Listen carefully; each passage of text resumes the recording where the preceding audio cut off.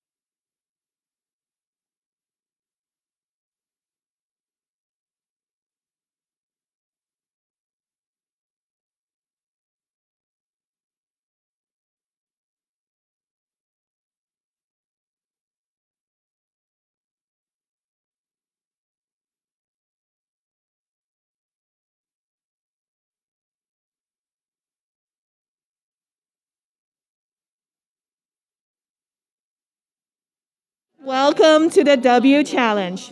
We will be here to celebrate Women's Equality Day today. So are you ready to celebrate? Awesome energy, and the sun is bright today.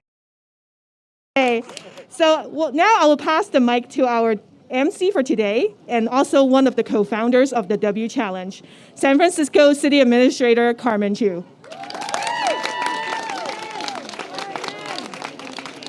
Hello, the sun is shining in San Francisco. Happy Women's Equality Day. For folks who may not know, in 1971, Women's Equality Day was established by Congress in order to commemorate the passage of the 19th Amendment, which really provided for the beginning of the women's ability to vote. Now, last year, we celebrated the 100-year anniversary of this time period. However, we didn't get to really celebrate. It was COVID-19. We had many things that we had to adjust for. There were many changes in our lives, how we did work, how we interacted with each other, how we had to make sure that we kept our community and our families and loved ones safe. But what we did see during the pandemic was an incredibly difficult time. It was a difficult time for many of our workers, many of our most vulnerable, including our seniors. And we also saw that it was a time which really exposed and laid bare some of the inequities that we face as women.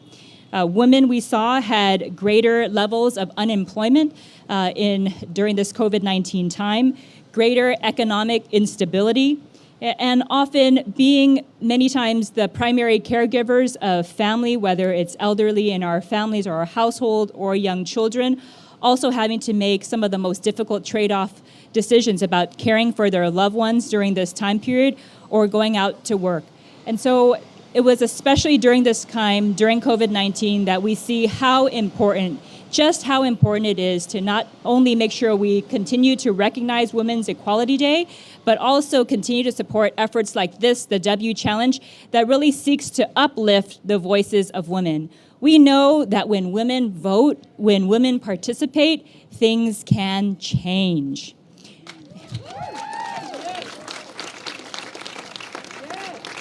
So today we have come together in a call to action. Many people may not know September 14th is actually an election day. We actually have an election out there. Ballots are out. They've been mailed out. Our challenge to all of you is to go out and to vote.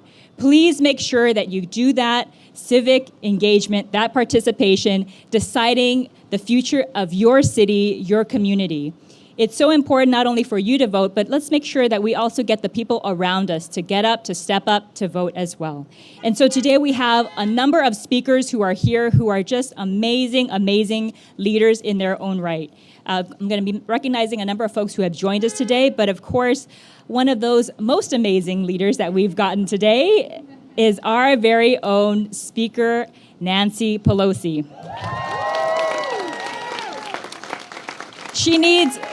She truly needs no introduction, but if you indulge me, I remember when she first became Speaker, we saw the newspaper articles and it said Madam Speaker plastered on top of it. And I can just remember that very day thinking, wow, things are going to change. At the very, very top of our government, we have a woman who is really showing the way, who is making it normal for women to be in power and to have a say and a seat at the table. So without further ado, Nancy Pelosi.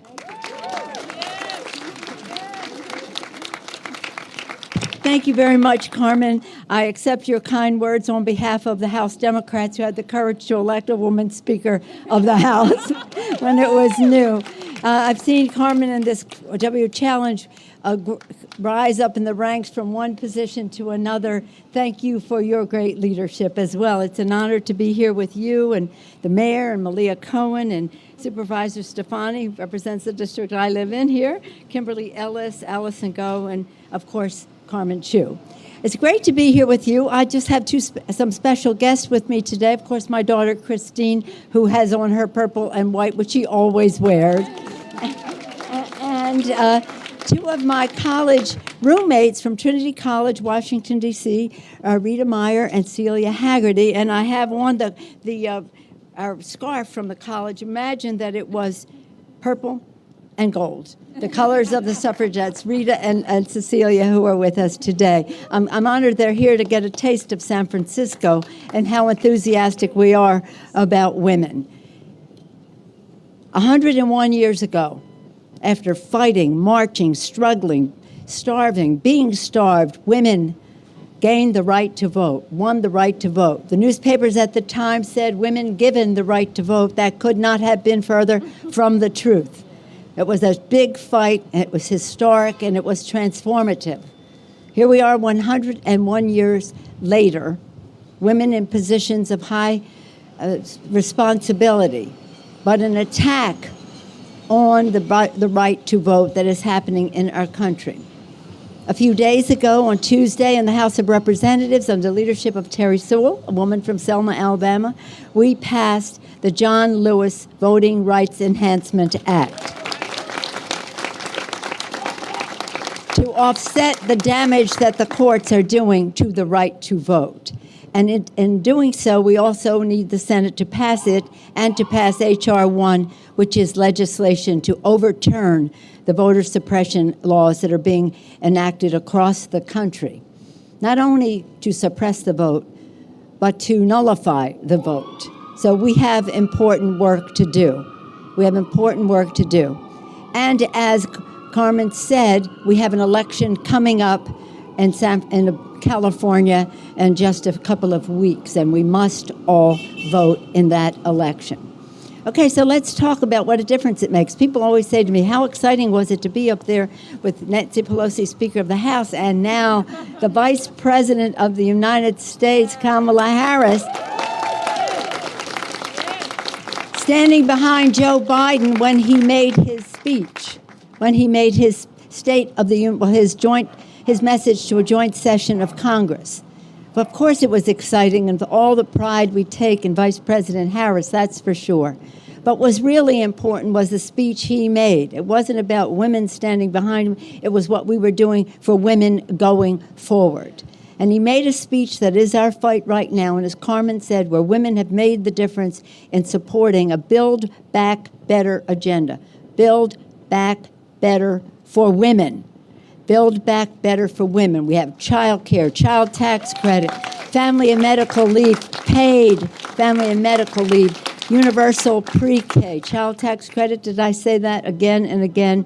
The list goes on of what he has put into his agenda, which is the Biden agenda for women. And this is where women make a difference. We wouldn't have such an aggressive agenda. Rosa DeLauro has been working on these issues for 2 decades at least, and some of the other initiatives. We would have expanded benefits for Medicare, expanded subsidies for Affordable Care Act. We will have more benefits, dental, visual, and hearing for people on Medicare. This is all about empowering women so that their families are cared for, that their children are cared for, so that we can have women in the workplace making the difference. Children learning, families earning, parents earning, that's our motto in all of this. So all of this is connected to the vote. Think of the courage it took for the suffragists to reach that goal. It took decades. It took decades. We stand on their shoulders. But as Terry Sewell told us the other day in the debate on the floor, one of the women, 100 and something years old, who came to State of the Union address of President Obama, she said, he said to her, everyone is standing on your shoulders. And she said, get off my shoulders and do your own work. And that is what we are doing here. So we're very pleased. People always ask me, what is in the water in San Francisco that you have so many women leaders coming representing this area? Well, what it is our shared values, our commitment to diversity. And I always say our diversity is our strength, our unity is our power. The unity of women will make change, transform our country. When women succeed, America succeeds. Thank you all very much. I yield back to Carmen Chu. Thank you, Speaker. Our next speaker is our very own Mayor London Breed. I think when we talk about what it means to make a difference as a woman leader, you can see it in our pandemic response. San Francisco was one of the first cities to come out and to act decisively and clearly following the science when it came to COVID-19. Hundreds and hundreds of lives were saved, and now San Francisco has almost 80% of our eligible people vaccinated. That is a difference. I want to thank Mayor Breed for her leadership, and just imagine if we had more leaders like this across the country. Thank you. Well, hopefully we'll get to a point where we don't have to wear these masks, but in the meantime, are we fired up, ladies? Because we know the fight is not over, and let me tell you, it is such an honor to be here with our speaker, Nancy Pelosi. I don't know about you, but I don't know a woman who is tougher, more fierce than Nancy Pelosi. And you all remember that day when she walked out of the former president's office, threw her coat up and threw her shades on. She was like, I'm outie. I came here to say what I needed to say, and I don't have time to play with you. I got a country to run. That's Speaker Nancy Pelosi. She is fierce. She is a woman of courage, and she still makes time to not only deliver for the people of San Francisco, but also to show up for the people of San Francisco, to show up for her community. And you know why? Because she's a woman and we know how to multitask.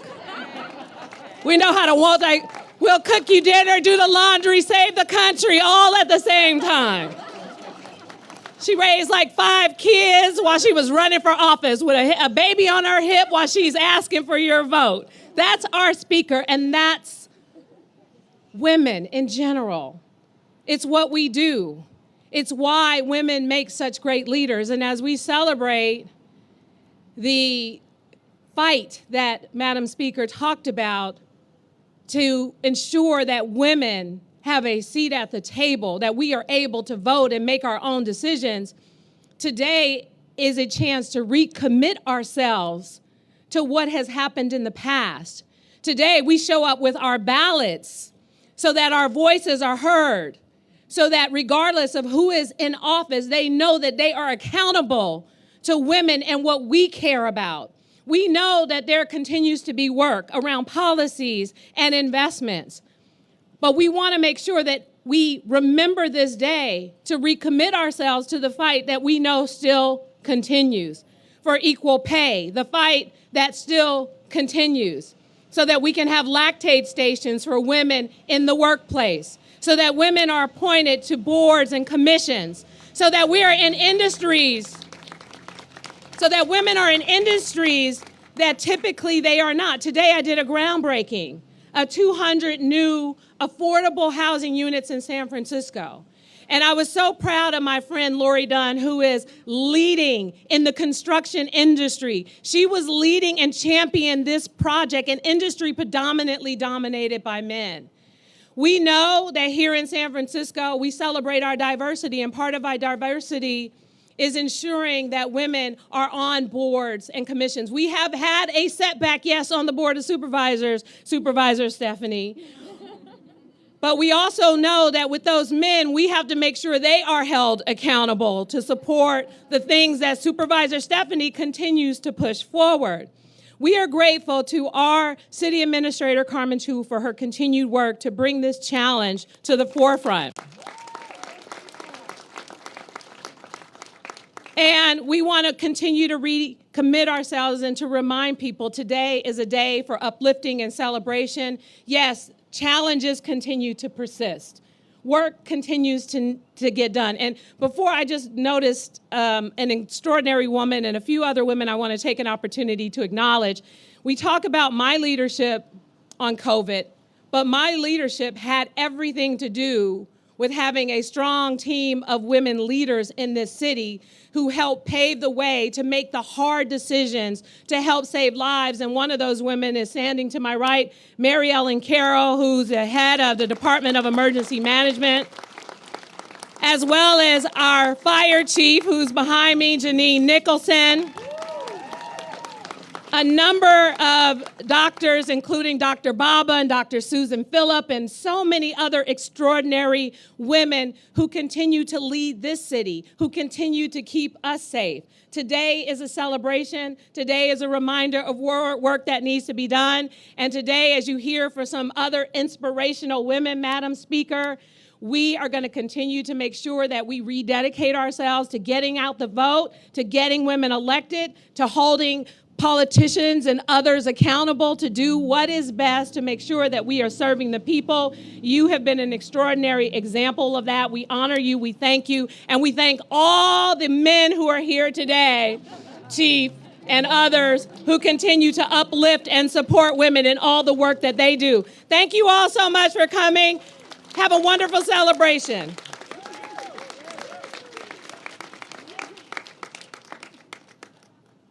I want to take a time to, of course, recognize a few folks who have joined us here. Joaquin Torres, our assessor. Jose Cisneros, our treasurer. Former supervisor Norman Yee.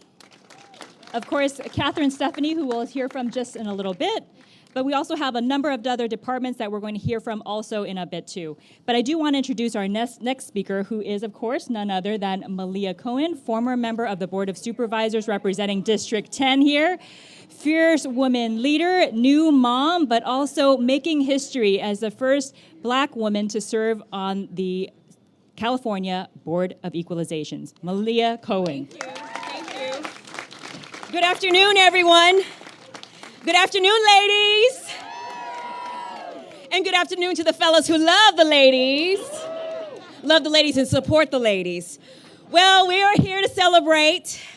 And we must lift our voices and say, despite the ravages of the pandemic and despite all of our countries what they have gone through, we still stand here strong, united, and undivided. Nothing can stop us, and we will prevail. Why? Because elections have consequences. Is that right, Madam Speaker? We will prevail because we know that through all of our votes, we can change the world. We've seen it done before, and we will do it again. Through our votes, we elected an administration, a speaker, and a Congress that enacted the largest ever federal tax credit for working families. Let's give a round of applause for that. That's huge. When I think about Speaker Pelosi, I think about a moment just last week when a member of the press said to her, "How did the deal go?" And Speaker Pelosi said, "What deal?" Deadpan, dead serious. I love that. But through our votes, we have fought and we have won $1.9 trillion in COVID relief, to bring vaccines to all of our communities of color, to fund safely reopening our schools. And here in California, our voices and our votes have led the state budget to do incredible things. It's provided increased funds for healthcare, invested in early childhood education, and most importantly, it has reduced poverty by providing an increase of 5.3% for grants to family on CalWorks. Yes. That is incredible. For women, for our families, and for our children, these victories matter. And who knows, perhaps next year we will be standing where you are standing, and the men will be celebrating us all by themselves, celebrating and saying how wonderful these women are and how their lives are so enhanced when a woman is in charge and a woman is running things. I don't know. I'm speaking it into existence. But these things matter because fighting for decent, humane policies is key to making women's lives better. And the only way we will continue to make progress is by voting. So ladies and gentlemen, I hope you will join me in making sure that you cast your vote today, tomorrow, or just before September 14th. Hold up your ballot if you have it. Come on. Hold up your ballot if you have it. We are going to march and we're going to turn in these ballots today. Thank you, ladies and gentlemen. Thank you to all of the women leaders that are standing up here with me. Thank you. I think Malia just issued the next W challenge to all the men out here. Our next speaker is Catherine Stephanie, supervisor representing District 2. If anybody knows Catherine, in every single conversation I've had with her, the word I would say is just relentless and focused. Focused on ending gun violence, focused on making sure that we stop domestic violence. She is no more dedicated person. There is no dedicated person who is more entrenched in this issue and more dedicated to pushing this than Supervisor Stephanie. So I want to thank her for all of her work and invite her to speak. Thank you so much, Carmen. It is truly an honor and a privilege to be here with these incredible women. Speaker Pelosi, Mayor Breed, Member Cohen, I am just in awe of all of you. And thank you again to Carmen for bringing us all together today to celebrate Women's Equality Day. You know, I really thought a lot about what do I want to say today? And in light of the fact that I have a 12-year-old daughter, I have a lot to say. My daughter stands in my closet, puts on a blazer, and says, "Mom, when I'm a lawyer, I'm going to do this." And I think about her future, and I think about how we have to protect our future with climate change, with gun violence prevention, with reproductive rights. There's so much we have to do to preserve the future of my daughter and the daughters and sons of all of us. We know why we have Women's Equality Day. We're celebrating our right to vote, and we know that not everyone got the right to vote in 1920. It wasn't until 1965 that Black women also received the right to vote. And as Speaker Pelosi said, we weren't given the right to vote. We had to fight so hard for it, and we cannot forget what the women before us had to do to earn this right, to fight for this right.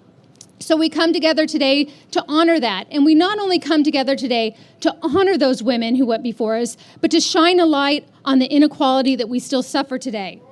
That inequality shows up in our everyday lives.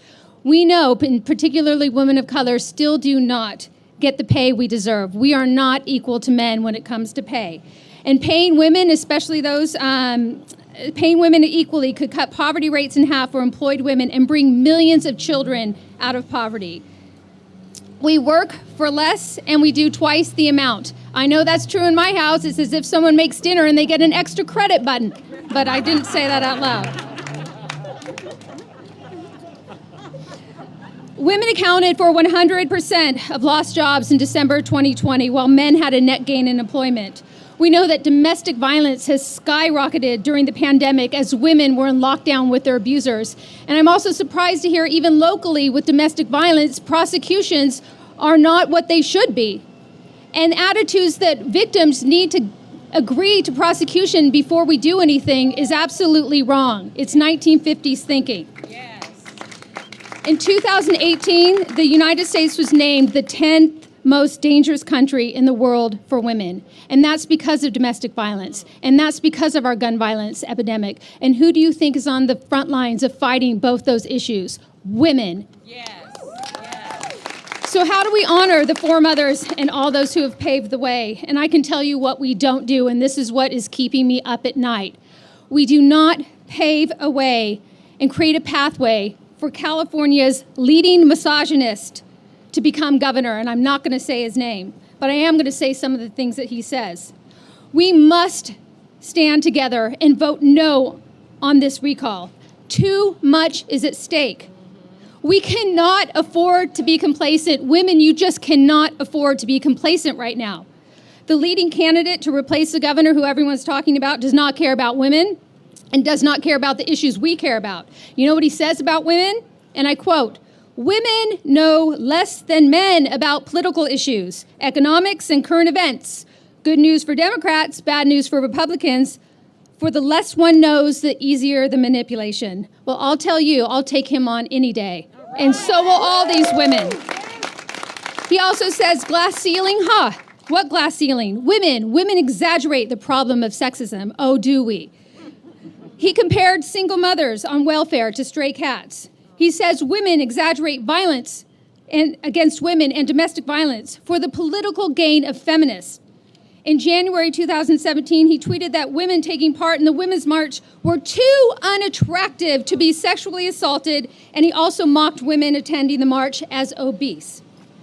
Well, I'll tell you what, I was there, and I did not see unattractive women, and I did not see obese women. What I saw was 1 million women fed up with the status quo, fed up with the continued inequality, fed up with the fact that our reproductive rights are threatened, fed up with the fact that we can't get common sense gun violence prevention passed in the federal level. We are fed up, and we cannot afford to sit this recall out. You must vote no.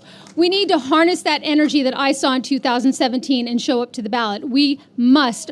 Our children's lives are at stake here. So please join me in voting no on this recall. Drop that ballot in the mail. Show up on Election Day, September 14th. And please encourage everyone you know to do the same. We cannot afford to be complacent and hand this state over to people who don't care about our issues. Thank you.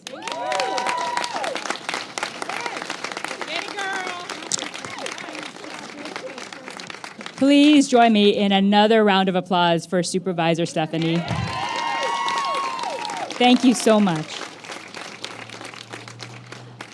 Just a few more folks to just recognize here. We have Chief Bill Scott, Michael Lambert, our city librarian, Viva Moga, Election Commission, our board, MTA Board of Directors, Sharon Lai, Linda Jarrell, Maria Sue, Carol Eisen, Debbie Raphael. We've got a ton of women leaders who are here with us today that I want to make sure just to mention. Cheryl Davis, Karen Roy, Claire Farley, Adrienne Pond, Samantha Allen, Valley Brown, Maggie Wieland, Lenita Henriquez, and Virginia Donahue. Thank you so much for being here with us today. Now it's getting hot, so please bear with me. 2 more speakers, and you're going to see it's worthwhile. We've got 2 speakers ready to come up and speak. The first one is going to be Kimberly Ellis. She has started with the city not that long ago as leading the helm in terms of our department on the status of women. She is no stranger to the issue of women's empowerment, leading California Emerge. Kimberly.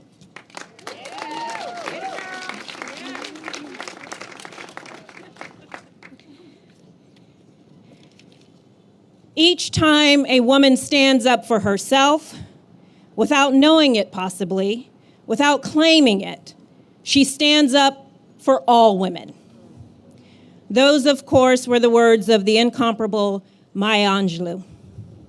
Today, the women up here stand up for ourselves, for each other, and for all the women who will come after us. Good afternoon, everyone. I'm Kimberly Ellis. I'm the director for the Department on the Status of Women. Our mission is to promote the equitable treatment and advancement of women, girls, and non-binary people in San Francisco through policies, legislation, and programs, both within city and county government and in the private sector, with a particular focus on populations in need. Today, the work of DOSW is focused in 3 core service areas to catalyze transformative change in the lives of women, girls, and gender nonconforming people. Those areas are health and safety, economic security, and civic engagement and political empowerment. Through these 3 areas, the department aims to improve the whole lives of our targeted communities, including their health, wealth, physical safety, and well-being. Our programming is designed to not just create balance when it comes to the construct of gender, but also to empower women, girls, and gender nonconforming people with the tools and resources they need to build pathways to healthy and prosperous futures. On this day, more than 100 years ago, the 19th Amendment was added to the Constitution of the United States, extending the right to vote to women across the country. Women's Equality Day is a day to celebrate that moment, which was the result of the tireless efforts and leadership of a multi-generational, multiracial movement, including Black, Indigenous, Asian, and Latina women who fought, marched, organized, and protested for decades to gain the right to vote, only to be blocked from the voting booths and later written out of history. And unfortunately, that is the story all too often, that women and women of color primarily are counted out, our efforts erased, and our voices silenced, whether it's through the literacy tests, poll taxes, or the violent intimidation of the past, or the closing of polling places, the purging of voter rolls, or the attacks on vote by mail today. The fight for the right to vote continues. This occasion is not only a day to celebrate, but also a moment to double down on our commitment to continue the struggle so that our democracy is not just representative, but reflective, as we visualize and manifest a more just and equal society for all. Over the last century, women have fought to gain access to the classroom, to the boardroom, and to the decision-making tables where our very lives and livelihoods are determined. And with each advancement, we have seen and felt the impact that comes when women actively participate in determining our own futures. We know that diverse voices, perspectives, and lived experiences bring forth new issues, new ideas, and nuanced and sustainable solution to the halls of power. We cannot and will not sit out and let others define what's important to us, our families, and our communities. As we've witnessed in the past several elections, women are the margin of victory.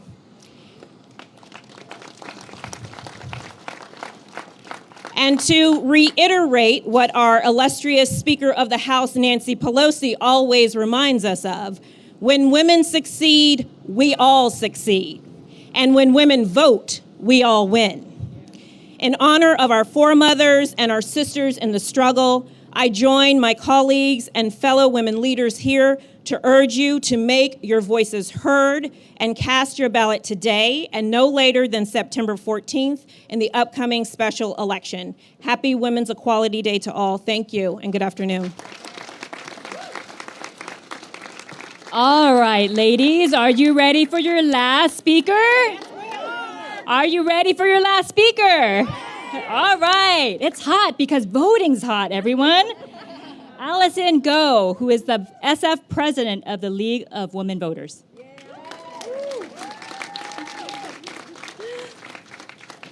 Hey, everybody. Thank you for having me on this very warm, sunny San Francisco day. So today's really special to me, Women's Equality Day, both as a young woman and an immigrant. And for those who can't see me, I'm soon-to-be mom. So I'm very excited to be standing here and sharing this podium with so many of my heroines, Speaker Pelosi, Mayor, so many Board of Supervisors, Kimberly Ellis. What a great group of speakers we have today. Thank you to everybody who has helped plan this today, especially my League of Women Voters volunteers, Kathy, who's really helped out with this. Anyway, my name is Alison Goh, and I'm the president of the League of Women Voters of San Francisco. We are a nonpartisan, volunteer-run organization focused on voter education and advocacy efforts here in San Francisco for over 100 years. In fact, our league is older than the National League, and we're very proud of that. This current election is unlike most elections and with unprecedented challenges. This election is different than most, One, election day is September 14th. Two, it's nice and simple. There's only two things to vote on. We don't have to worry about dozens of ballot measures this time. And three, since we are in the middle of a global pandemic, the state of California has continued to lead on voter accessibility and has mailed every registered voter a mail-in ballot. If you received your ballot, that's great. Fill it out and return it as soon as possible. If you haven't received it or need to update your registration, contact the Board of Elections. We have a lot of FAQs and information about where you can return your ballot on our website at lwvsf.org/vote. In other League of Women Voters activities, we are also working really hard on redistricting. Now, many folks hear a lot about federal redistricting, but did you know that you too can get involved in the process right here in San Francisco? Redistricting will change our Board of Supervisors district lines and affect our daily life. We have resources and information on our website, again, lwvsf.org/redistricting, including a recording of our recent webinars, including one on defining your communities of interest. We only get this chance to redraw our voting lines once in a decade. Now, the census data is out, and we're off to engage with our local government, so you should get involved, either with us or on your own. And the Redistricting Task Force needs to have the final set of district maps done by April 2022. So now is the time to make your voice heard. And we need your voice so that our voting maps are fair and equitable. We have 9 San Franciscans who have been appointed to your local redistricting task force. If you want to get to know them, we have their bios on our website, lwvsf.org. I've actually met a few of them recently, and they're really looking forward to hearing from our fellow San Franciscans like you about your communities and your voting maps.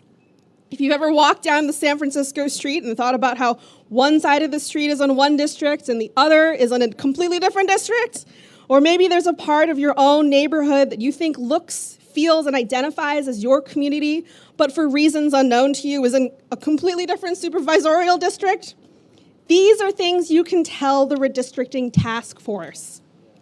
If you caught the San Francisco Chronicle article last week, one of the task force members, Raynell Cooper, actually took the time to walk all 50 miles of district lines. It's a really great article. I highly recommend check it out.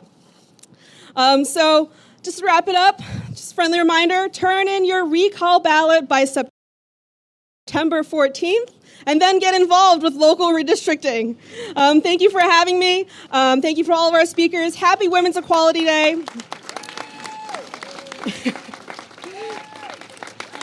Thank you for getting out here, Alison. I do want to recognize Supervisor Asha Safai, who's joined us as well. And now I want to say thank you for all of the attendees for coming. Let's get on the steps and take a quick group photo. Thank you.